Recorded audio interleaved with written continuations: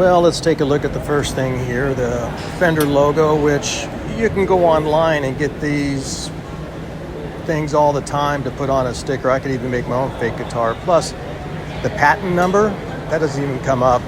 And also on a Fender, you won't see patent penned at the bottom of the contour body. Look at those tuning keys up there, how thin and how high they sit above the headstock. It's ridiculous. And I'll have a picture of that later. And also here, there's no dark brown on the inside or black like you would see on typical Fenders. See right here how the keys are a lot lower and you have that brown, dark brown in the middle there. That's what I'm talking about. Plus there's no patent number in that. The sunburst is in pretty good shape. Painting is a pretty good job, but let's take a look a little bit closer at some key features here.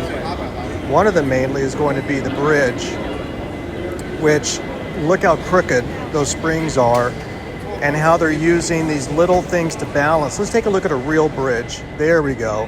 You see how much longer and wider those are with the adjustables for both sides?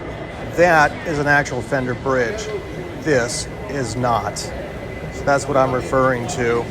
So that's a key indicator right there. These are very cheap parts put on a Chinese guitar to make it as cheap as possible. The pickups, I didn't really take this out to look at it, but I guarantee you the pots are going to be cheap and everything else on it. The wood grain, I really don't know what kind of wood they used on top of here, but it's definitely a little bit on the dry side. The inlays are in there, they're flush. And also when looking at the frets, they have been filed down. Of course, I would still like to see the corners rounded off a little bit, but they are flush with the neck, so that's not too bad of a job there. And the strings, oh, look at those strings. Original factory strings in that. And then the nut, this is what we're looking at as far as an actual Fender headstock. And that's what you should be looking for instead of getting stuck with a copy like this. Because some people will even take this and change the tuning gears and everything else. Let's get to the back.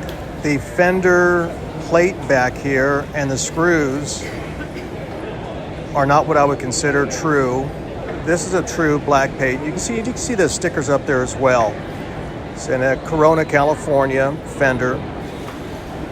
That's legitimate. Now this, again, is just a simple back plate, so you can put your strings through.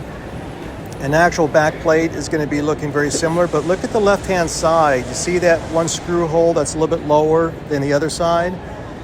On the plate that we just looked at, and we'll see it right here, they're even, okay, right there. And as far as the sunburst on there, again, I'm not complaining about the paint job here. It's a good paint job.